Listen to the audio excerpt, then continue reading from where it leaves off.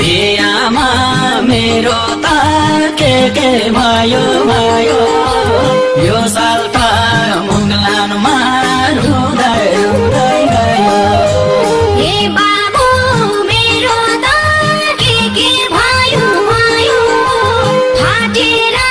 पछ्यौरी धुँदा धुँदै गयो दुई आँखामा बलिन्दा छुटाउँदै हिँड्दै हौली पैताला